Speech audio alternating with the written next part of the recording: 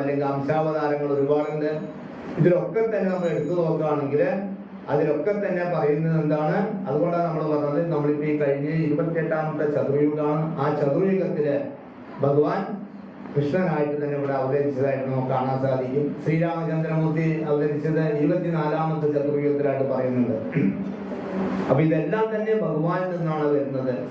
ശ്രീരാമചന്ദ്രമൂർത്തി വന്നത് ഇവിടെ നിന്നാണ്?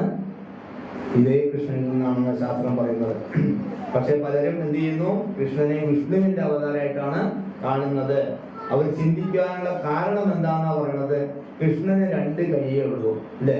വിഷ്ണുവിനോ 4 കൈകളുണ്ട്. അപ്പൊ 2 കൈകളുള്ള ആള് 4 കൈകളുള്ള ആളുടെ അണ്ടറിലായിരിക്കും എന്നാണ് അവര്. അത് മിഥ്യായിട്ടുള്ള ധാരണ, തെറ്റാണെന്ന് തന്നെ ഇവിടെ ശാസ്ത്രം വളരെ വ്യക്തമായിട്ട് പറയുന്നുണ്ട്.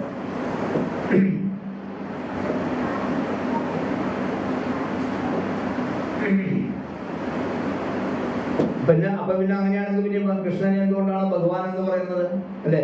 ഭഗവത്ഗീതയിലും ഭഗവാൻ തന്നെ പറയുന്നത് ഞാനാണ് ഭഗവാൻ. എന്റെ 10ാമത്തെ ശ്ലോകത്തിൽ ചതുശ്ലോകത്തിലെ ആദ്യത്തെ ശ്ലോകത്തിൽ തന്നെ ഭഗവാൻ പറയും. എന്താണ് ആദ്യത്തെ ശ്ലോകം? ചതുശ്ലോകി അഹം സർവസ്യ പ്രഭവ അല്ലേ? പിന്നെ എന്താ? അപ്പൊ എന്റെ അർത്ഥം എന്താണ്? ഇതിന്റെ എല്ലാം കൺട്രോളർ ഞാനാന്ന് പറയണം അല്ലേ? ഇവിടെ ബ്രഹ്മാവ് പറയുന്നുണ്ട് ബ്രഹ്മസംഹിതയില്. എന്താണ്?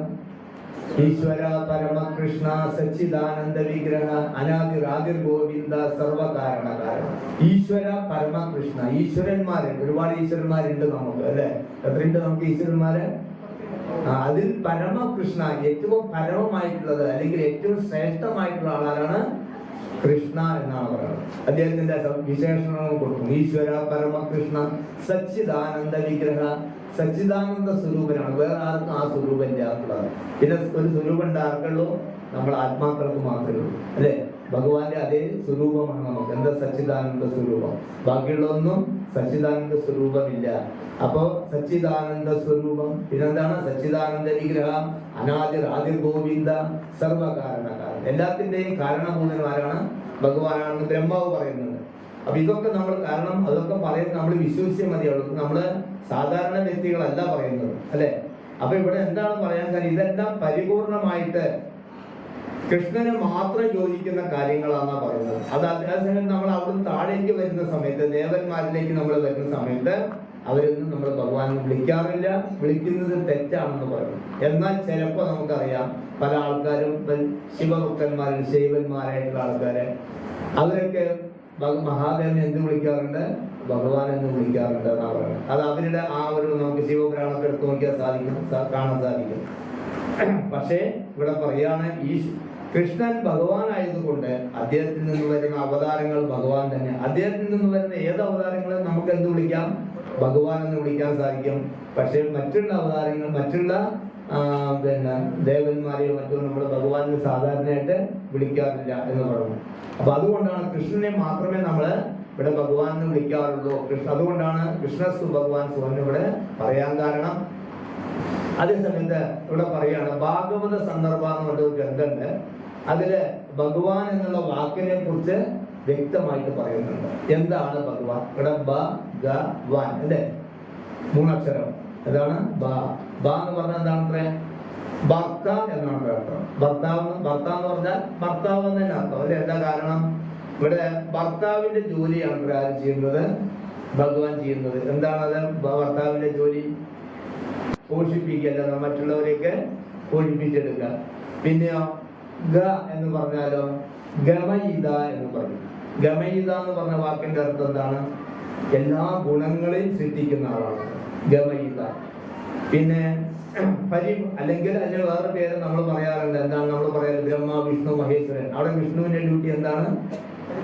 പരിപാലനം. പക്ഷെ അത് എവിടെയാണ്? ഈ ഭൗതിക ലോകത്തിൽ മാത്രമേ ഉള്ളൂ അല്ലെ? പക്ഷെ ഇവിടെ ഭഗവാന്റെ ഈ ഗമയിത പറഞ്ഞ പ്രപഞ്ചം മൊത്തം, ഈ കാണുന്ന എല്ലാ പ്രപഞ്ചത്തിന്റെയും പരിപാലകൻ ആരാണ്? അത് ഭഗവാനാണെന്ന് പറയുന്നത്. അതുകൊണ്ടാണ് ഗമയിത എന്ന് പറയുന്നത്. പിന്നെ വാൻ എന്ന് പറയുന്നത് ഭഗവാൻ. വാൻ എന്ന് പറഞ്ഞ എന്താണ്? വാസ് എന്ന് പറഞ്ഞാല് വസിക്കുന്നവൻ എന്നർത്ഥം. എവിടെ വസിക്കുന്നവനാണ്? അതായത് വസിക്കുക എന്ന് പറഞ്ഞാൽ നമ്മളിപ്പോ ഒരു സ്ഥലത്ത് ഇപ്പൊ ഞാൻ ഇവിടെ ഇരിക്കുന്നു അല്ലെ? ഇപ്പൊ ഞാൻ ഇവിടെയാണ് വസിക്കുന്നത്. അപ്പൊ ഇതിന്റെ അധികാരം ആർക്കാണ്? എനിക്കാണ്. അതേപോലെ ഭഗവാൻ ആ വസിക്കുക എന്ന് പറയുമ്പോൾ എന്താണ്? എസ്റ്റാബ്ലിഷർ എന്നാണ് അതിന്റെ അർത്ഥം. എന്താണ്? അതിനെയൊക്കെ സ്ഥാപിച്ചെടുക്കുന്ന ആൾ. എല്ലാത്തിന്റെയും സ്ഥാപകൻ ആരാണ്? ഭഗവാനാണ് എന്ന് പറയുന്നു. അപ്പോ ഇവിടെ അതുകൊണ്ടാണ് ഇവിടെ മാത്രമല്ല, അദ്ദേഹം എല്ലാ എല്ലാ ശരീരത്തിലും ജീവാത്മാക്കളിൽ ആരുണ്ട്? അല്ലെ, ഭഗവാന്റെ അംശമാണല്ലോ ജീവാത്മാക്കള്. അപ്പൊ എല്ലാ ആത്മാവിലും ഭഗവാന്റെ സാന്നിധ്യം ഉണ്ട് എന്നാണ്. എല്ലാ ജീവാത്മാക്കളുടെ ഹൃദയത്തില് ഭഗവാൻ വസിക്കുന്നു. അപ്പോ ഇവിടെ കാരണം ഈ ക്വാളിറ്റികളൊക്കെ ഉണ്ടെങ്കിലേ ഇപ്പൊ ഭഗവാന്റെ ക്വാളിറ്റികളെ കുറിച്ചാണ് നമ്മൾ കേട്ടുകൊണ്ടിരിക്കുന്നത്. എന്തുകൊണ്ടാണ് ഭഗവാൻ എന്ന് വിളിക്കുന്നത്? അല്ലെ, എല്ലാവരും നമുക്ക് ഭഗവാനെ വിളിക്കാൻ സാധിക്കില്ല. കാരണം നമുക്കറിയാം, നമ്മുടെ ഈ ഭൗതിക ലോകത്തില് പലരും ഞാനാണ് ഭഗവാൻ, ഞാനാണ് ഈശ്വരൻ എന്ന് പറഞ്ഞ് നടക്കുന്ന ഒരുപാട് ആൾക്കാരുണ്ട്. അപ്പൊ കഴിഞ്ഞ നമ്മള് ജന്മാഷ്ടമി സമയത്ത് നമ്മളവിടെ ഭഗവാന്റെ കഥകൾ പറഞ്ഞു. പൗണ്ഡ്രകന്റെ കഥ പറഞ്ഞു, സൂര്യനാഥ് പ്രഭു. അല്ലെ, അതിലെന്താണ്? ആ പൗണ്ഡ്രകൻ ഞാനാണ് കൃഷ്ണൻ എന്ന് പറഞ്ഞിട്ടാണ് പറഞ്ഞത്. അല്ലെ, പക്ഷെ അത് തെറ്റായിട്ടുള്ള ഒരു പ്രവണതയാണ്. കാര്യം എന്തുകൊണ്ടാണ്? കൃഷ്ണൻ പൗണ്ഡ്രകൻ ഒരിക്കലും കൃഷ്ണനാവാൻ പറ്റില്ല. അതേപോലെ നമ്മള് ഇവിടെയും തന്നെ പലരും എന്ത് പറയുന്നുണ്ട്? ഞാനാണ് ഭഗവാൻ, ഞാനാണ് ഈശ്വരൻ എന്ന് പറഞ്ഞ് നടക്കുന്നുണ്ട്. അതിനു വേണ്ടിയിട്ടാണ് നമ്മൾ ഭഗവാന്റെ ശരിയായിട്ടുള്ള ക്വാളിറ്റികൾ മനസ്സിലാക്കുമ്പോഴാണ് നമുക്ക് അതിന്റെ വ്യത്യാസം മനസ്സിലാക്കാൻ സാധിക്കുള്ളൂ. അപ്പൊ ഇവിടെ ഭാഗവത സന്ദർഭത്തില് ഇവിടെ ഗോസ്വാമിയാർ വളരെ തന്നെ അതില് അവര് പഠിച്ചിട്ടുള്ള ഗ്രന്ഥം കൂടിയാണ്. അല്ലെ, അതേസമയത്ത് പരാശര മുനി ഭഗവാനെ കുറിച്ച് പറയുന്നുണ്ട്. നമ്മൾ എപ്പോഴും കേൾക്കാറുണ്ട് ഭഗവാൻ ഇവിടെ എത്ര ഗുണങ്ങളുണ്ട് എന്ന്. ഭഗവാൻ ഒരുപാട് ഗുണങ്ങളുണ്ട്. എത്ര ഗുണങ്ങളുണ്ട് ഭഗവാൻ? ഞാൻ എല്ലാവർക്കും അയച്ചിട്ടുണ്ട് രാവിലെ. 64 ഗുണങ്ങൾ. അതിൽ ഏറ്റവും പ്രധാനപ്പെട്ട 6 ഗുണങ്ങളെ കുറിച്ച് നമ്മൾ കേൾക്കാറുണ്ട് എപ്പോഴും. ഏതാണത്? പരാശരമുനി പറയുന്നുണ്ട്, ഐശ്വര്യസ്യ സമഗ്രസ്യ വീരസ്യ യശസ് ശ്രീയോ ജ്ഞാന വൈരാഗ്യോ ചൈവ ശരണം ഭഗം ഇതി ഗണാണ്. അതായത് 6 തരത്തിലുള്ള 6 ഗുണങ്ങൾ ആരിലുണ്ട്? ഭഗവാനിലുണ്ട്. നമ്മൾ പറയുകയാണെങ്കിൽ അതൊക്കെയാണ്. ഒന്നും കൂടി പറയും, ഉറക്കം പറയണം, കേൾക്കണം.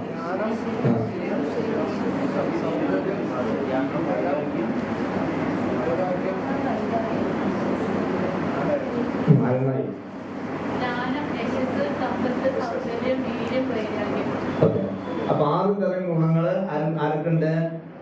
64 ഗുണമുണ്ട്. പക്ഷെ ഈ 6 ഗുണം ഇത് വളരെ പ്രധാനപ്പെട്ടതാണ്. ഈ 6 ഗുണങ്ങളുള്ള ആൾക്കാരെ അത്ര എന്ത് വിളിക്കാൻ പറ്റുള്ളൂ? അവർക്ക് ഭഗവാനാവാനുള്ള യോഗ്യത ഉണ്ടെന്ന്. നമ്മളിൽ ആ ഗുണം ഉണ്ടെങ്കിൽ എന്ത് ചെയ്യാം? നമുക്ക് പറയാം, എന്താണ്? ഞാൻ ഭഗവാനാണ്. എത്ര പേരുടെ ഗുണങ്ങളൊക്കെ ഉണ്ട്? 6 ഗുണം. അത് അവൻ കൈ നോക്കുന്നുണ്ട്. അപ്പൊ ഒരാളുടെ ഒരു ഗുണം ഉണ്ടെങ്കിൽ വേറെ ഗുണങ്ങൾ ഉണ്ടാവില്ല. അല്ലെ, ചിലപ്പോ 5 ഗുണം ഉണ്ടായിരുന്നു വരും, പക്ഷെ 6ാമത്തെ ഗുണം ഉണ്ടാവില്ല. അപ്പൊ ഭഗവാൻ എന്ന് പറയാൻ പറ്റുമോ? അപ്പൊ ഈ 6 ഗുണങ്ങളും ഉള്ള ഒരാളെയാണ് എന്ത് ചെയ്യാൻ പറ്റുള്ളൂ? ഭഗവാൻ എന്ന് പറയാൻ പറ്റുള്ളൂ. പക്ഷെ പലരും അത് അറിയില്ല. അവർ സ്വയം എന്ത് പറയണോ? അഹം ബ്രഹ്മാസ്മി, ഞാൻ ബ്രഹ്മമാന്ന് പറയുമ്പോ തന്നെ ഞാൻ ഈശ്വരനാന്ന് പറയുന്ന ആൾക്കാരാണ്. അപ്പൊ ഇവിടെ ഓരോന്നും ഐശ്വര്യം, വീര്യം, യശസ് നമ്മൾ പറഞ്ഞു. അതെന്താണ് ഈ ഐശ്വര്യം എന്ന് ഉദ്ദേശിക്കുന്നത്? ഐശ്വര്യം എന്ന് പറയുന്നത് നിയന്ത്രിക്കുക. എങ്ങനെ നിയന്ത്രിക്കുക? ഇപ്പൊ നമുക്കറിയാം, നമ്മൾ യാതൊരു പ്രയത്നമൊന്നും ചെയ്യാതെ ഭഗവാൻ എല്ലാ കാര്യം ചെയ്യാണ്. അല്ലെ, എല്ലാ ഐശ്വര്യവും നമുക്ക് തരികയാണ്. ആര്? ഐശ്വര്യം എന്ന് പറയുമ്പോൾ നമുക്ക് വേണ്ടുന്ന എല്ലാ കാര്യങ്ങളും അല്ലെ ആര് തരുന്നു?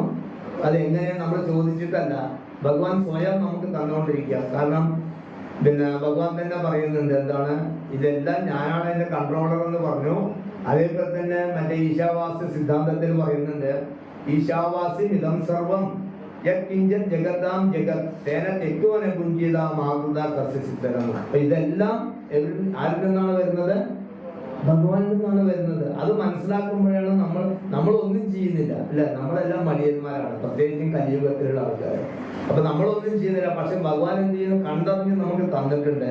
പക്ഷെ നമ്മളതിനെ പലപ്പോഴും ദുരുപയോഗം ചെയ്യുന്നതിന് കാണാൻ സാധിക്കും.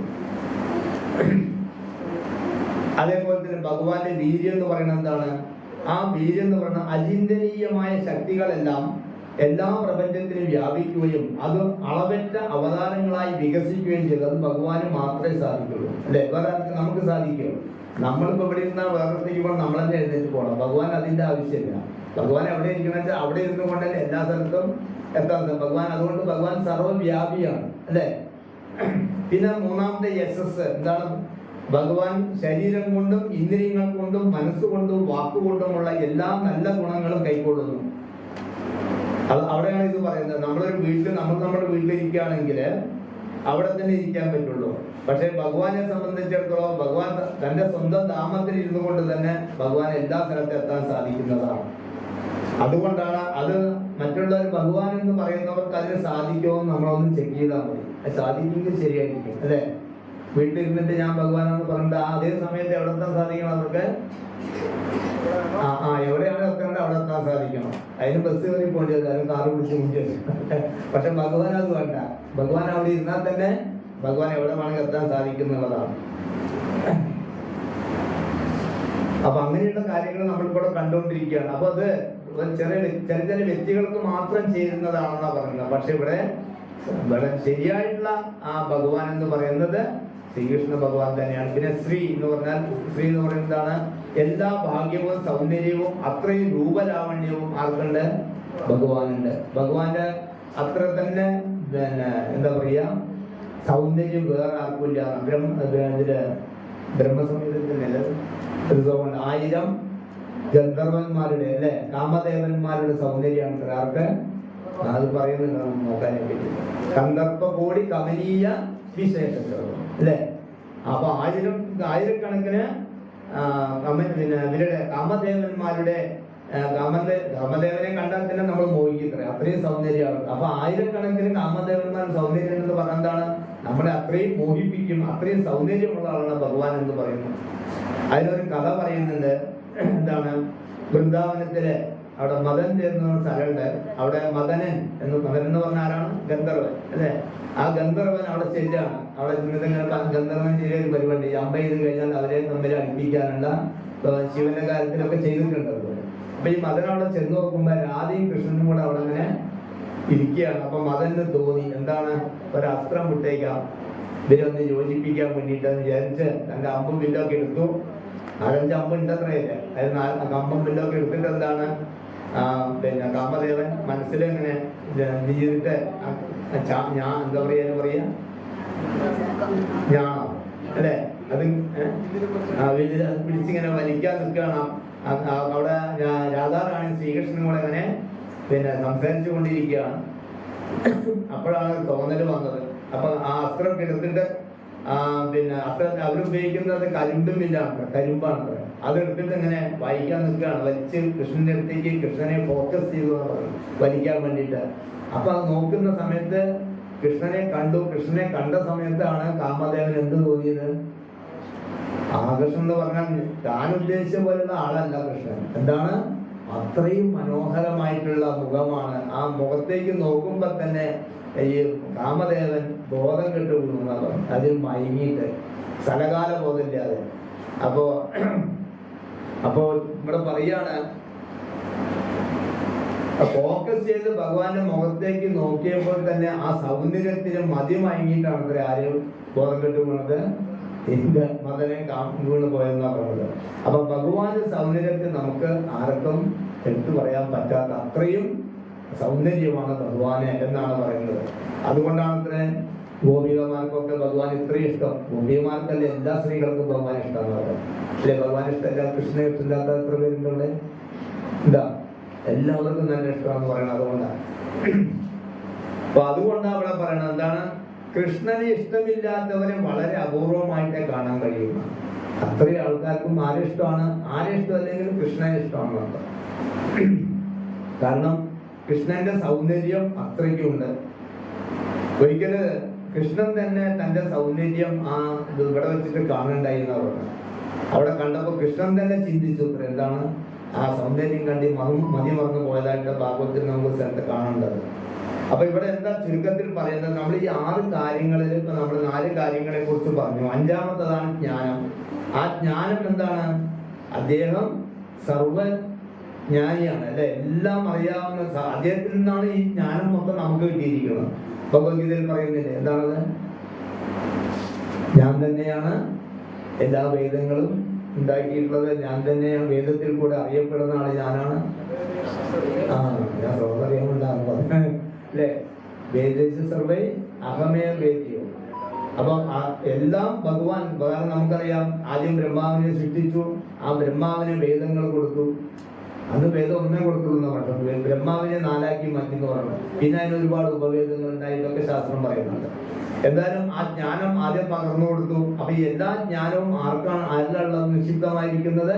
അത് ഭഗവാനിലാണ്. കാരണം ഭഗവാന്റെ ജ്ഞാനം മറ്റാർക്കും കിട്ടില്ല. നമ്മളൊക്കെ തന്നെ ജ്ഞാനം ഉണ്ടെന്ന് പറയാന്നല്ലാതെ നമുക്ക് ആ ജ്ഞാനം, നമുക്കൊരു പരിധിയുണ്ട് നമ്മുടെ ജ്ഞാനത്തിന്. പക്ഷെ ഭഗവാന്റെ ജ്ഞാനത്തിന് അങ്ങനെയല്ല. പത്രം വരുന്നുണ്ട് മൃഡിപ്പുറ പറഞ്ഞിട്ട് പലർക്കും. അപ്പൊ ഇവിടെ പറയാണ്, ഈ ഭൂതം ഭാവി വർത്തമാനം ഇതെല്ലാം ഭഗവാന് അറിയാൻ സാധിക്കും. അതിന് വേറെ ഒരാളോട് ചോദിക്കേണ്ട ആവശ്യമില്ല എന്നുള്ളതാണ്. അപ്പൊ ഭഗവാൻ തന്നെ പറയുന്നുണ്ട് 4-ാമത്തെ അധ്യായത്തില്, അർജുന, എനിക്ക് ഒരുപാട് ജന്മങ്ങൾ കഴിഞ്ഞു പോയിട്ടുണ്ട് അല്ലേ, പക്ഷെ നിനക്കതൊന്നും ഓർക്കാൻ കഴിയില്ല, എനിക്കതൊക്കെ ഓർക്കാൻ കഴിയുന്ന ഭഗവാൻ പറയുന്നുണ്ട്. അപ്പൊ എന്തുകൊണ്ടാണ്? ഭഗവാൻ അതിനുള്ള ജ്ഞാനവും അതിനുള്ള കഴിവും ഭഗവാന് മാത്രമേ ഉള്ളൂ. നമുക്ക് എന്ന് പറഞ്ഞാൽ നാളേക്ക് ഓർമ്മയില്ല, ഇപ്പൊ പറഞ്ഞത് കുറച്ച് എനിക്ക് ഓർമ്മയുണ്ടാവില്ല. ഉണ്ടാവില്ല. അങ്ങനെയുള്ള ആൾക്കാരാണ് നമ്മള്. പക്ഷെ ഭഗവാൻ അങ്ങനെയല്ല. അപ്പൊ അതാണ് ഭഗവാന്റെ ഒരു ക്വാളിറ്റി.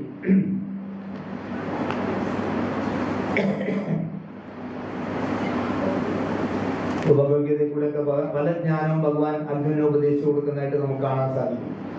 പിന്നെ 6-ാമത്തെയാണ് വൈരാഗ്യം. വൈരാഗ്യം എന്ന് പറയുന്നത് എന്താണ്? നമ്മൾ തമ്മിലുള്ള വൈരാഗ്യം അല്ലേ, തമ്മിലുള്ള വൈരാഗ്യം അല്ല. അപ്പൊ ഇവിടെ വൈരാഗ്യം എന്ന് പറയുന്നത് നമ്മൾ ഭൗതിക വിഷയങ്ങളോടുള്ള വിരക്തിയെ കുറിച്ചാണ് ഇവിടെ പറയുന്നത്. നമ്മളെല്ലാം ഭൗതിക ആസക്തിയിൽ കൂടിയിരിക്കുന്ന ആൾക്കാരാണ്. എപ്പോഴാണോ ആ ഭൗതികമായിട്ടുള്ള ആസക്തിയിൽ നിന്നും നമുക്ക് വിരക്തി വരുന്നത്, അല്ലെങ്കിൽ ഡിറ്റാച്ച്മെന്റ് വരുന്നത്, അപ്പോൾ മാത്രമേ നമുക്ക് ഭക്തിയിലേക്ക് വരാൻ പറ്റുന്ന. ആ പിന്നെ ഭൗതികമായിട്ടുള്ള ആസക്തിയിൽ ഇരിക്കുന്നിടത്തോളം കാലം ഭക്തിയെ കുറിച്ച് ചിന്തിക്കാൻ പോലും നമുക്ക് സാധിക്കില്ല എന്ന് പറയുന്നത്. കാരണം ഭഗവാൻ എപ്പോഴും പറയാം, ഭൗതിക വിഷയങ്ങള് ഒരിക്കലും ഭഗവാനെ ബാധിക്കില്ല അല്ലേ. പക്ഷെ നമ്മളും ആ ഭൗതിക വിഷയങ്ങളിൽ നിന്നും നമുക്ക് വിട്ടു നിൽക്കാൻ സാധിക്കണം. അപ്പോഴാണ് നമുക്ക് ആ ഭഗവാനെ കുറിച്ച് മനസ്സിലാക്കാൻ സാധിക്കുള്ളൂ. അതേ സമയത്ത് ഭഗവാൻ എന്താണ്, ഇപ്പൊ ഭൗതിക വിഷയങ്ങളിൽ ഭഗവാൻ ഇടപെടുണ്ടായി. പിന്നെ യുദ്ധം നടന്നു ഇല്ല, കുരുക്ഷേത്ര യുദ്ധത്തില് ഭഗവാൻ തന്നെയാണ് തേരാളിയായിട്ട് പോയത്. ഭഗവാൻ പറഞ്ഞു, ഞാൻ എന്ത് ചെയ്യില്ല, ആയുധം എടുക്കില്ല എന്ന് പറഞ്ഞു. പക്ഷെ അതേ ആയുധം ഭഗവാൻ എടുക്കേണ്ടായി ചില സമയത്ത് ഭൗതിക വിഷയത്തിന് വേണ്ടിയിട്ട്, ഇതിൽ അർജുനെ സംരക്ഷിക്കാൻ വേണ്ടി. അപ്പൊ ഭഗവാൻ എന്താണ് പറഞ്ഞത്? അപ്പൊ ഭഗവാൻ അവിടെ പറയുന്നത് എന്താണ്? എന്റെ ഭക്തന്മാർക്ക് വേണ്ടിയിട്ട് ഞാൻ എല്ലാം ചെയ്യും. അപ്പൊ ഞാൻ അവിടെ നിയമം നോക്കില്ല എന്നാ പറയുന്നത്.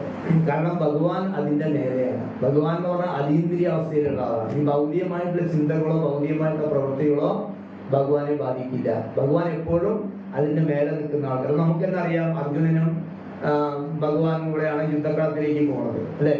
പോകുന്ന സമയത്ത് എന്താ ഉണ്ടായത്? ഇവിടെ പറഞ്ഞ അർജുനൻ ആത്മാവും ഭഗവാൻ പരമാത്മാവാണ്. ആത്മാവും പരമാത്മാവും കൂടിയാണ് എവിടേക്ക് പോകുന്നത്? യുദ്ധകളത്തിലേക്ക് പോകുന്നത്. അപ്പൊ ആത്മാവ് ഇവിടെ ആരോട് ചേർന്ന് നിന്നു? ഭഗവാനോട് ചേർന്ന് നിൽക്കുമ്പോ പല കാര്യങ്ങളും അത് ചർച്ച ചെയ്യാൻ തുടങ്ങി. പക്ഷെ അവിടെ ചെന്ന് യുദ്ധകളത്തിലെത്തി 2 സൈന്യങ്ങളുടെ മുന്നിൽ ഭഗവാൻ ജഥം കൊണ്ട് നിർത്തി. അപ്പൊ ഇവിടെ അർജുനൻ എന്ത് ചെയ്തു? നോക്കി. ആരെ നോക്കി? പിന്നെ കുരുക്ഷേത്ര യുദ്ധക്കളത്തില് തന്റെ സൈന്യങ്ങളുണ്ട്, അപ്പുറത്തെ ദുര്യോധന്റെ സൈന്യങ്ങളുണ്ട്. ഇത് രണ്ടും കണ്ടു. ഇത് രണ്ടും കണ്ടപ്പോഴെന്തായി പോയി? ഈ ആത്മാവ് എന്ന് പറയുന്നത് നമ്മുടെ ജീവാത്മാവ് നമ്മള് വ്യവഹാര ഭൂമിയിലേക്ക് നോക്കിയെന്ന് ആര്? അർജുനൻ അല്ലെ. വ്യവഹാര ഭൂമിയിലേക്ക് നോക്കിയപ്പോ തന്നെ എന്ത് സംഭവിച്ചു? അർജുനന് ഭൗതികമായിട്ടുള്ള ചിന്തകൾ ഉടലെടുത്തു. അപ്പൊ നമ്മളെല്ലാം ആത്മാക്കളാണ്. നമ്മൾ വ്യവഹാര ഭൂമിയിലേക്ക് അല്ലെങ്കിൽ ഭൗതികമായിട്ടുള്ള ചിന്തകൾ വെച്ച് പുലർത്തുകയാണെങ്കിൽ നമ്മൾ ഈ ഭൗതിക ചിന്തകൾ വന്നുകൊണ്ടേയിരിക്കും. പക്ഷെ എപ്പോഴും അതേ സമയം അർജുനൻ വന്നത് പൂർണ്ണമായിട്ട് യുദ്ധം ചെയ്യാൻ വേണ്ടിയിട്ടാണ്. ആര് പറഞ്ഞിട്ട്? ഭഗവാൻ പറഞ്ഞിട്ട്. ഭഗവാൻ പറഞ്ഞ് വളരെ വ്യക്തമായിട്ട് വന്നു. പക്ഷെ അവിടെ വന്ന് നമ്മൾ ഭൗതികമായിട്ട് അല്ലെങ്കിൽ ആ വ്യവഹാര ഭൂമിയിലേക്ക് അർജുനൻ ശ്രദ്ധിച്ചപ്പോൾ തന്നെ ആരെ മറന്നുപോയി? ഭഗവാനെ മറന്നതായിട്ടാണ് പറയുന്നത്. അതുകൊണ്ടാണ് അർജുനൻ എന്തുണ്ടായത്? ഭൗതിക ചിന്തകൾ ഉണ്ടായത്. എപ്പോഴാണ് നമ്മൾ ഭഗവാനെ മറന്നു പോകുന്നോ നമ്മൾ എന്തുണ്ടാവും? ഭൗതിക ചിന്തകൾ ഉടലെടുക്കുന്ന പറയുന്നത്. അപ്പൊ ഇവിടെ അതുകൊണ്ടാണ് ഇവിടെ പറയുന്നത് എന്താണ്? നമ്മൾ ഒരിക്കലും ഭൗതികതയില് നമ്മൾ വീണ് പോകാൻ പാടില്ല. ഒരിക്കലും ഭൗതികമായിട്ടുള്ള കാര്യങ്ങൾ നമ്മളെ എഫക്ട് ചെയ്യാൻ പാടില്ല. അത് പറഞ്ഞാൽ എഫക്റ്റഡ് ബൈ മാറ്റർ എന്നാണ് പറയുന്നത്. അതേ സമയത്തോ നമ്മൾ എന്ത് ചെയ്യണം? ആ ഭൗതികതയിൽ നിന്നും നമുക്ക് മേലേക്ക് വരാൻ സാധിക്കണം. അപ്പൊ ഇങ്ങനെയുള്ള ഇതൊക്കെ നമുക്ക് ഓരോ ഉദാഹരണം. ഇങ്ങനെ 6 ഐശ്വര്യങ്ങൾ പൂർണ്ണമായിട്ട് ആരിലാണോ ഉള്ളത് ആ വ്യക്തിയെ നമുക്ക് എന്ത് പറയാം? ഭഗവാൻ എന്ന് വിളിക്കാൻ കുഴപ്പമില്ല എന്ന് പറയുന്നത്. പക്ഷെ ഇവിടെ നമുക്കറിയാം ആരിലും അതില്ല. അപ്പൊ ഓരോരുത്തരും എടുത്തോ കൃഷ്ണനെ സംബന്ധിച്ച് നമ്മൾ നേരത്തെ പറഞ്ഞ 64 ഗുണങ്ങളെ കുറിച്ച് പറയണം. വിഷ്ണു കൃഷ്ണന്റെ തന്നെ അവതാരമാണ്. നമ്മൾ ആദ്യം പറഞ്ഞ വിഷ്ണുവിന്റെ അവതാരമല്ല ആര്? കൃഷ്ണൻ. കൃഷ്ണന്റെ അവതാരമാണ് ആര്? വിഷ്ണു. പക്ഷെ ആ വിഷ്ണുവിന് എത്ര ക്വാളിറ്റി ഉള്ളൂ? 60 ഉള്ളൂ എന്നാ പറയുന്നത്. അത് എഴുതിയിട്ടുണ്ട്. പിന്നെ അതിൽ താഴെ വരുന്നു ബ്രഹ്മാവാണെങ്കിലോ ശിവൻ വരുന്നു. ശിവൻ എത്രയുണ്ട്? 56 ഉള്ളൂ. അങ്ങനെ ഓരോരുത്തർക്കും ഓരോ ക്വാളിറ്റി. നമുക്കും ക്വാളിറ്റി ഉണ്ട്. നമ്മുടെ ക്വാളിറ്റി വളരെ കുറച്ചാണ്. അപ്പോ ഏറ്റവും കൂടുതൽ ഉയർന്ന ക്വാളിറ്റി അല്ലെ ഗുണങ്ങളുള്ളത് ആർക്കാണ്? ഭഗവാനാണ്. അതുകൊണ്ടാണ് നമ്മൾ ഭഗവാൻ എന്ന് പറയുന്നത് ഭഗവാൻ എന്ന് പറയുന്നത്. കൃഷ്ണനെ ഭഗവാൻ എന്ന് പറയുന്നത് അതുകൊണ്ടാണ്.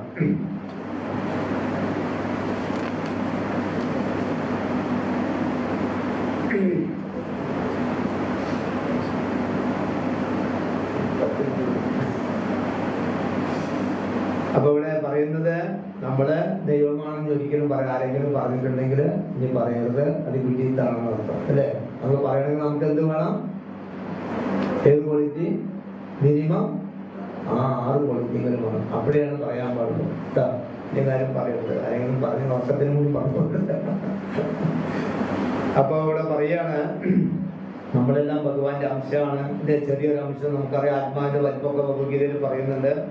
പക്ഷെ ഈ ആത്മാവ് എന്ത് ചെയ്യുന്നു? ഭഗവാന്റെ സംഘം ഉപേക്ഷിച്ചിട്ടാണ് ഇവിടെ വന്നിരിക്കുന്നത് ഈ ഭൗതിക ലോകത്തിൽ അല്ലെ? നമ്മുടെ ഈഗോ കാരണം നമ്മളിവിടെ വരേണ്ടി വന്നു. ഭഗവാന്റെ സംഘം ഉപേക്ഷിച്ച് വന്നു. ഇപ്പൊ നമ്മൾ എന്തായി? ഭൗതിക ലോകത്തിൽ വന്നിട്ട് ദുഃഖങ്ങൾ അനുഭവിക്കാൻ തുടങ്ങി അല്ലെ? പല ദുഃഖങ്ങളും നമ്മൾ വിട്ടു പോകുന്നില്ല. പ്രധാനപ്പെട്ടതാണ് താപത്രയങ്ങൾ. പിന്നെ പറഞ്ഞു ജന്മ മൃത്യു ജരാവ്യാധി. ഇതൊക്കെ നമ്മളെ എന്താ പറയാ അനുഭവിച്ചുകൊണ്ടേയിരിക്കുക. പിന്നെ അതുപോലെ തന്നെ ഭഗവാനെ സംബന്ധിച്ച് ഭഗവാന്റെ ശക്തികളെ പറഞ്ഞാൽ അത് അൺലിമിറ്റഡ് ആണ്. നമ്മുടെ ശക്തികളാണെങ്കിൽ ലിമിറ്റഡ് ആണ് അല്ലെ? നമുക്കൊരു പരിധിയേ ഉള്ളൂ. പക്ഷെ ഭഗവാന്റെ അംശമാണ്. എന്നിട്ട് പോലും നമുക്കൊരു പരിധി വരെ അതൊക്കെ ചെയ്യാൻ പറ്റുള്ളൂ. അപ്പൊ ഇവിടെ അതിന് പറയുകയാണ് എന്താണ്? ഭഗവാന്റെ ശക്തികളെ പരിധിയില്ലാത്തതാണ്. അപ്പൊ നമുക്ക് എന്ത് ചെയ്യാൻ പറ്റും? ഒരു നീന്തൽക്കുളം ഉണ്ടാക്കാൻ പറ്റുമോ അല്ലേ? പക്ഷെ ഭഗവാൻ എന്ത് ചെയ്യാൻ പറ്റും? ഇത്ര സമുദ്രങ്ങൾ ഉണ്ടാക്കാൻ പറ്റും. നമുക്ക് സാധിക്കുമോ? ഇല്ല. അതേപോലെ പറയണോ, നമുക്ക് റോക്കറ്റ് ഉണ്ടാക്കാം. പക്ഷെ ഭഗവാൻ വലിയ വലിയ ഗ്രഹങ്ങളെ സൃഷ്ടിക്കാൻ സാധിക്കുന്നതാണ്. അപ്പൊ ഇങ്ങനെ ഏതെടുത്ത് നോക്കുകയാണെങ്കിലും തന്നെ നമുക്ക് എന്താണ്? നമുക്കെല്ലാം എന്തുണ്ട്? ഒരു ലിമിറ്റേഷൻ ഉണ്ട്. പക്ഷെ ഭഗവാനെ സംബന്ധിച്ചിടത്തോളം ഭഗവാനെ ലിമിറ്റില്ല, അത് അൺലിമിറ്റഡ് ആണ്. അപ്പൊ അതുകൊണ്ട് നമ്മൾ ഒരിക്കലും ഭഗവാനുമായിട്ട് താരതമ്യം ചെയ്യാൻ പാടില്ല. കാരണം ഇതെല്ലാം ചെയ്യുന്നതും ആരാണ്? ആ ഭഗവാൻ തന്നെയാണ്. നമ്മൾ എന്ത് ചെയ്യുന്നു? ചിലപ്പോൾ അനുകരിക്കാൻ നോക്കുകയാണ്. അതും തെറ്റാണ്. അനുകരിക്കാൻ പാടില്ല. എന്താ നമ്മൾ ചെയ്യേണ്ടത്? അനുസരിക്കുക വേണ്ടത് അല്ലെ? ഭഗവാൻ എന്താ പറഞ്ഞിരിക്കുന്നത് അതിനെ നമ്മൾ അനുസരിക്കുക. പക്ഷെ ഒരിക്കലും അനുകരിക്കാൻ പാടില്ല എന്നാണ്. അപ്പൊ നമ്മളെല്ലാം ഈ ഭൗതിക ലോകത്തിൽ വന്ന് സംസാര സാഗരത്തിൽ പെട്ട് ഉള്ളിൽ നടക്കുകയാണ് ഇപ്പോ. അപ്പൊ ഇവിടെ തന്നെ ഒരു ചെറിയ ജീവാത്മാവ് അണുവാണ് നമ്മൾ അല്ലെ? ഭഗവാൻ ആരാണ്? വിഭു അല്ലെ? നമ്മൾ ചെറുതാണ്, ഭഗവാൻ വലുതാണ്. നമ്മൾ പറഞ്ഞില്ലേ നമ്മുടെ വലിപ്പം എന്താണ്? ഒരു തലനാരിയുടെ തല മുറിച്ച് അതിനെ 10,000 അല്ലെ പീസാക്കുമ്പോൾ എത്രയാണോ വലിപ്പം, അതാണ് നമ്മുടെ ഈ ആത്മാവിന്റെ വലിപ്പം എന്നാണ്. പക്ഷെ ഭഗവാൻ അങ്ങനെയല്ല അല്ലെ? ഭഗവാൻ സർവ്വവ്യാപിയാണ്. എവിടെ നോക്കിയാലും നമ്മളെ വിരാട് രൂപത്തെ കുറിച്ച് കേട്ടിട്ടില്ലേ? സർവ്വവ്യാപിയാണ്. അപ്പൊ അതുകൊണ്ടാണ് എന്തുകൊണ്ടാണ് ഇതൊക്കെ നമ്മൾ മനസ്സിലാക്കുമ്പോഴാണ് ആ ഭഗവാൻ ആരാന്ന് നമുക്ക് മനസ്സിലാക്കാൻ സാധിക്കുള്ളൂ. അപ്പോഴാണ് ഭഗവാൻ പറഞ്ഞ കാര്യം നമുക്ക് ഉറപ്പിക്കാൻ പറ്റും. എന്താ ഭഗവാൻ പറഞ്ഞ? കൃഷ്ണസ്തു ഭഗവാൻ സ്വയം അല്ലേ? അപ്പോ കൃഷ്ണന്റെ പൊസിഷൻ മനസ്സിലാക്കാതെ നമ്മൾ ഭക്തരെ പറഞ്ഞിട്ട് കാര്യമില്ല. നമ്മൾ ആദ്യം എന്ത് ചെയ്യണം? കൃഷ്ണന്റെ പൊസിഷൻ എന്താണെന്ന് നമ്മൾ മനസ്സിലാക്കണം. കാരണം കൃഷ്ണന്റെ വ്യക്തിത്വം എന്താണെന്ന് മനസ്സിലാക്കണം. ആ ഈശ്വരത്വം എന്താണെന്ന് നമ്മൾ മനസ്സിലാക്കണം. അത് മനസ്സിലാക്കുമ്പോഴാണ് നമുക്ക് അടുത്ത ലെവലിലേക്ക് പോകാൻ പറ്റുള്ളൂ. അപ്പൊ അതുകൊണ്ടാണ് വ്യാസൻ പറഞ്ഞത് എന്താണ്? ഓം നമോ ഭഗവതേ വാസുദേവ. അതാണ് ശരിയായിട്ടുള്ള പരമസത്യം എന്ന് ഇവിടെ പറയുകയാണ്. അപ്പൊ അതിനെ നമ്മൾ എന്ത് ചെയ്യുന്നു? ഇവിടെ ആ പരമസത്യം മനസ്സിലാക്കണമെങ്കിൽ അല്ലെങ്കിൽ ആ തത്വങ്ങൾ ഈശ്വര തത്വം മനസ്സിലാക്കണമെങ്കിൽ നമ്മൾ എന്ത് ചെയ്യണം? ഫിലോസഫിക്കൽ ആയിട്ടുള്ള കാര്യങ്ങൾ മനസ്സിലാക്കണം. അത് ഫിലോസഫിക്കൽ ഈവന്റ് എന്നാ പറയുന്നത്. അല്ലാണ്ട് നമ്മൾ ചരിത്രപരമായിട്ടുള്ള കാര്യങ്ങൾ പൂർണ്ണമായിട്ട് അത് മനസ്സിലാക്കാൻ പറ്റില്ല എന്നുള്ളതാണ്. കാരണം ഈ ചരിത്രപരമായിട്ട് ഹിസ്റ്റോറിക്കൽ ഈവന്റ് ആ വഴിക്ക് നമ്മൾ പോവുകയാണെങ്കിൽ നമുക്ക് പലതും മനസ്സിലാക്കാൻ സാധിക്കും. പക്ഷെ എന്താണ്? സന്ദർഭത്തെ കുറിച്ച് മനസ്സിലാക്കാൻ സാധിക്കില്ല അല്ലെ? ഏത് സന്ദർഭം കൊണ്ടാണ് അത് പറയുന്നത്. പക്ഷെ ഫിലോസഫിക്കൽ വരുമ്പോൾ എന്താണ്? അവിടെ ഒരുപാട് കാര്യങ്ങൾ നമുക്ക് വ്യക്തമായിട്ട് മനസ്സിലാക്കാൻ സാധിക്കും എന്ന് പറയുന്നത്. ഇപ്പൊ നമുക്ക് ചില കാര്യങ്ങൾ അറിയാം. ഭഗവാൻ കൃഷ്ണൻ തന്നെ വിഷ്ണുവിന്റെ വിഗ്രഹത്തെ ആരാധിക്കുന്നതായിട്ട് കാണാം അല്ലെ? ചിലപ്പോ ശ്രീരാമചന്ദ്രമൂർത്തി ഇവിടെ എന്താ പറയാ, അല്ല ഇവിടെ പോയത് രാമേശ്വരത്ത് ശിവനെ പൂജിക്കുന്നതായിട്ട് കാണും. അപ്പൊ നമ്മൾ വിചാരിക്കും അത് ശിവനല്ലേ വലിയാണ്. അല്ല, അതൊക്കെ ഓരോ സന്ദർഭം, ഓരോ സന്ദർഭത്തിനനുസരിച്ച് ഭഗവാൻ പലതും ചെയ്യും. അപ്പൊ എന്തിനാണ് അത് നമുക്ക് ചില കാര്യങ്ങൾ മനസ്സിലാക്കാൻ നടത്തിയിട്ടാണ്. അപ്പം ചൈതന്യ മഹാപ്രഭു ഇന്ത്യയിൽ കേരളത്തിൽ വന്നപ്പോ എവിടെ പോയിട്ട് കന്യാകുമാരിയിൽ പോയിട്ട് ദേവിയെ ആദരിച്ചു എന്നാ പറയണം. അപ്പൊ അത് തെറ്റല്ല, കാരണം അത് ഭഗവാന് വേണമെങ്കിൽ എന്ത് വേണമെങ്കിലും ചെയ്യാം, അല്ല നമുക്ക് ചെയ്യാൻ പാടില്ല. പക്ഷെ എന്താണ് നമ്മൾ പറയുന്നത്, നമ്മൾ മനസ്സിലാക്കേണ്ടത് ആ ഭഗവാന്റെ ആ പിന്നെ എന്താ പറയുക ക്വാളിറ്റി നമ്മൾ മനസ്സിലാക്കണം. എന്നിട്ട് നമ്മൾ അത് മനസ്സിലാക്കി നമ്മൾ മുന്നോട്ട് പോകുമ്പോൾ ആ പരമസത്യം മനസ്സിലാക്കുമ്പോൾ മാത്രമേ ഇതെല്ലാം നമുക്ക് വ്യക്തമായിട്ട് തിരിച്ചറിയാൻ സാധിക്കുള്ളൂ. അതല്ലാതെ നമ്മള് പല കാര്യങ്ങളും ചെയ്ത് അല്ലെങ്കിൽ അതിനെ വിമർശിച്ചുകൊണ്ട് ചെയ്യുന്നത് അത് തെറ്റായിട്ടൊരു പ്രവണതയാണ് പറയുന്നുണ്ട്. നമ്മൾ ഒരിക്കലും അനുമാനത്തിൽ കൂടെ ദൃഷ്ടാന്തത്തിൽ കൂടെ മാത്രമേ മനസ്സിലാക്കണം. ഒരാൾ ഒരു കാര്യം പറഞ്ഞാൽ നമ്മൾ അനുമാനിച്ചുകൊണ്ട് അതിനെ വലുതാക്കാൻ പാടില്ല. എപ്പോഴും നമ്മൾ അതിന്റെ ശരിയായിട്ടുള്ള സത്യം മനസ്സിലാക്കിയിട്ട് വേണം നമ്മളത് ചെയ്യാനായിട്ട്. ദൃഷ്ടാന്തം പ്രഭാതം എപ്പോഴും പ്രഭാതയുടെ ഭഗവത്ഗീതൊക്കെ എടുത്തു നോക്കി അതിന് ദൃഷ്ടാന്തങ്ങൾ ഒരുപാടുണ്ട്. അതിന് ഉദാഹരണങ്ങൾ ദൃഷ്ടാന്തങ്ങൾ പറഞ്ഞുകൊണ്ടേയിരിക്കും. അല്ലാണ്ട് പ്രഭുപാദൻ സ്വയം പറയുന്നതല്ലാതെ ഓരോന്നിനും ഓരോ ശരിയായ തെളിവ് സഹിതം പറയും. അപ്പൊ നമ്മൾ എപ്പോഴും ദൃഷ്ടാന്തത്തിൽ കൂടെ വേണം ഇതെല്ലാം മനസ്സിലാക്കാനായിട്ട്. ഒരുപാട് കഥകൾ ഭാഗവത്തിൽ നമുക്കുണ്ട്. ബ്രഹ്മാവിന്റെ കഥകൾ, ബ്രഹ്മാവും ഭഗവാനെ ചെറിയ ബാലകനായി കണ്ടതും ബ്രഹ്മവിമോചന ലീലകളെ കുറിച്ചൊക്കെ പറയുന്നുണ്ട്. അതൊക്കെ എന്താണ്, ഇതൊക്കെ വരാനുള്ള കാരണം അജ്ഞതയാണെന്നാ പറയുന്നത് അല്ലേ. അവിദ്യ എന്ന് പറഞ്ഞാൽ അജ്ഞത. നമ്മുടെ അജ്ഞത കൊണ്ട് എന്താണ് ശരിയായിട്ടുള്ള വിദ്യ എന്താണ്, ജ്ഞാനം എന്താണ്, ശരിയായ ജ്ഞാനം ആത്മീയ ജ്ഞാനമാണ് അല്ലെ. ആത്മീയ ജ്ഞാനമില്ലാത്ത ഭൗതിക ജ്ഞാനം എത്ര ഉണ്ടായിട്ടും കാര്യമില്ല, അതെല്ലാം അജ്ഞതയാണെന്ന് പറയും. ഇപ്പൊ നമുക്ക് നല്ല വിദ്യാഭ്യാസമുണ്ട്, എല്ലാവിധ സൗകര്യങ്ങളുണ്ട്. അപ്പൊ ഞാൻ വിചാരിക്കും ഇതാണോ സുഖം എന്ന് വിചാരിക്കും. സത്യത്തിൽ ഇതാണോ സുഖം അല്ലെ? എല്ലാം ഉണ്ട്, പക്ഷെ എപ്പോഴും നമ്മൾ ദുഃഖിച്ചുകൊണ്ടേയിരിക്കുന്നു. അപ്പൊ എന്തുകൊണ്ടാണത്? എല്ലാം നമുക്കുണ്ട്, നമ്മൾ ദുഃഖിച്ചു. പക്ഷെ അതിന്റെ പിന്നിൽ കാരണങ്ങളുണ്ടെന്നാ പറയുന്നത്. ഓരോ ദുഃഖത്തിനും പിന്നിലും ഓരോ കാരണങ്ങളുണ്ട്. കാരണം എന്താണ്, നമുക്ക് നമ്മുടെ രോഗത്തെ കുറിച്ച് മനസ്സിലാക്കാൻ സാധിക്കുന്നില്ല. നമ്മളെല്ലാം ഭൗതിക രോഗം ബാധിച്ചവരാണ്. നമ്മുടെ രോഗത്തെ കുറിച്ച് മനസ്സിലാക്കാൻ നമുക്ക് സാധിക്കുന്നില്ല. എന്താണ് അതിൽ പ്രത്യേകിച്ച് ശ്രീല പ്രഭാതം എപ്പോഴും പറയാറുള്ള ഉദാഹരണം എന്താണ്, മഞ്ഞപ്പിത്തം, മഞ്ഞക്കാമാല പിടിച്ച ആൾക്കാരെ പറയും അല്ലേ. കാരണം മഞ്ഞക്കാമാല പിടിച്ച എന്താണ്, അതിനുള്ള മരുന്ന് കരിമ്പി ജ്യൂസ് കുടിക്കുക അല്ലെങ്കിൽ കൽക്കണ്ടം കഴിക്കുക, അതൊക്കെയാണ് വരുന്നത്. പക്ഷെ മഞ്ഞക്കാമാല പിടിച്ചാൽ നമുക്ക് കൽക്കണ്ടം കഴിച്ചാൽ എന്തായിരിക്കും സ്വാദ്, കയ്പായിരിക്കും അല്ലേ. പക്ഷെ അതേ സമയത്ത് നമ്മൾ എന്ത് ചെയ്യണം, വേറെ എന്തെങ്കിലും കഴിച്ചാൽ ആ രോഗം മൂർച്ഛിച്ചു പോകും. അതേപോലെ ഇവിടെ പറയാണ്, നമ്മള് ആ രോഗം ഇത് മഞ്ഞക്കാമാലയാണ്, ഇതിന് നമ്മൾ കഴിക്കേണ്ട മരുന്നേ കഴിക്കാൻ പാടുള്ളൂ. അതല്ലാത്ത വേറെ നമ്മുടെ ഇഷ്ടത്തിന് കഴിച്ചാൽ അത് നമ്മളെ എന്താ പറയാ വളരെ മോശമായിട്ടുള്ള അവസ്ഥയിലേക്ക് എത്തിക്കുക. അതേപോലെയാണ് ഇവിടെ പറയുന്നത്. എന്താണ്, നമ്മളൊക്കെ ഇപ്പം ചില പ്രഭുവാദിൽ കൂടെ നമുക്ക് എന്ത് കിട്ടി, ഈ കൃഷ്ണാബോധ പ്രസാദത്തിലേക്ക് വരാൻ സാധിച്ചു. നമുക്ക് ഭക്തിയെ കുറിച്ച് മനസ്സിലാക്കാൻ സാധിക്കുന്നുണ്ട്. അപ്പൊ ഇത് നമ്മുടെ രോഗകാരണം എന്തുകൊണ്ടാണ് നമുക്ക് ഭക്തി ഉണ്ടാവാത്തത് നമ്മൾ ചിന്തിക്കുമ്പോൾ നമുക്കറിയാം നമ്മളിത് കുറച്ച് മഞ്ഞക്കാമാല ബാക്കിയുണ്ട് അല്ലെ. ആ മഞ്ഞക്കാമാലിക്കുള്ള മരുന്ന് കഴിക്കുക. എന്താണ് മഞ്ഞക്കാമാലിക്കുള്ള മരുന്ന്? അത് ശ്രീല പ്രഭുവാദിൽ നമുക്ക് തന്നിട്ട്, ശാസ്ത്രം ഭഗവത്ഗീത നമുക്ക് പറഞ്ഞു തരുന്നുണ്ട്, ഭാഗവതം നമുക്ക് പറഞ്ഞു തരുന്നുണ്ട്. എന്താണ്, 18,000 ശ്ലോകം കഴിഞ്ഞപ്പോഴും അവിടെ വ്യാസദേവൻ അവസാനം പറഞ്ഞു, എന്താ പറഞ്ഞത്, നാമസങ്കീർത്തനം യസ്യ സർവപാപ പ്രണാശനം അല്ലെ. നാമസങ്കീർത്തനം ചെയ്യുക. നാമസങ്കീർത്തനാണ് ഇതിനുള്ള വരുന്നത്. ഏതിനാണ്? അല്ലെങ്കിൽ എന്താണ്, ഇതിങ്ങനെ കയ്പ അനുഭവിച്ചുകൊണ്ടേയിരിക്കണം. അപ്പൊ പക്ഷെ ആദ്യം കഴിച്ചാലും ആദ്യം നമുക്ക് കയ്പ തോന്നും ഭക്തിയിലേക്ക് വരുമ്പോ അല്ലെ. പക്ഷെ പിന്നെ എന്ത് തോന്നും, മധുരം നമുക്ക് അനുഭവിക്കാൻ സാധിക്കുന്നു. അതേസമയത്ത് ഭൗതികമായിട്ടുള്ള കാര്യങ്ങൾ പോകുമ്പോഴോ എല്ലാ സൗകര്യങ്ങളും സുഖമാണ്, നല്ല ഇത് തോന്നും, നല്ല മധുരം തോന്നും. പിന്നെ ക്രമേണ പോകുന്തോറും നമുക്ക് എന്താണ്, എന്താ പറയാ, ദുഃഖങ്ങൾ അനുഭവിക്കേണ്ടതായിട്ട് വരും, കയ്പ് അനുഭവിക്കേണ്ടതായിട്ട് വരും. അപ്പൊ ആദ്യം കയ്പ് വേണോ അവസാനം കയ്പ് വേണോ? ആദ്യം കയ്പ് വേണമെങ്കിൽ നമ്മൾ ആദ്യം കയ്പോടെ കുഴപ്പമില്ല, നമ്മൾ എന്ത് ചെയ്താൽ മതി, ആ മരുന്ന് സേവിച്ചു കൊണ്ടേയിരിക്കുക. തീർച്ചയായിട്ടും ആ കയ്പ് മാറി മധുരം, അതിന്റെ രുചി മനസ്സിലാക്കാൻ സാധിക്കും. ഭഗവാന്റെ നാമത്തിന്റെ രുചി മനസ്സിലാക്കാൻ സാധിക്കും. അപ്പൊ എപ്പോഴാണ് നമുക്ക് അതിലേക്ക് വരാൻ സാധിക്കുക? നമ്മൾ ആദ്യം ഭഗവാനെ കുറിച്ച് മനസ്സിലാക്കണം, നമ്മളെ കുറിച്ച് മനസ്സിലാക്കണം. നമ്മൾ ആരാണ്? ജീവാത്മാവ് ഭഗവാന്റെ അംശമാണ് അല്ലെ. അപ്പൊ നമുക്ക് ഈ ശരീരം തന്നിരിക്കണം എന്തിനു വേണ്ടി? ഭഗവാനെ സേവിക്കാൻ വേണ്ടി. അപ്പൊ നമ്മുടെ ഡ്യൂട്ടി എന്താണ്? ഭഗവാനെ സേവിക്കുക. സേവകൻ, സെർവന്റ് ആണ്. ആ ബോധം നമ്മുടെ, അതാണ് പറയുന്നത്, നമ്മുടെ മൂലസ്വരൂപം, നമ്മുടെ മൂലസ്വരൂപം നമ്മൾ മനസ്സിലാകണം. നമ്മുടെ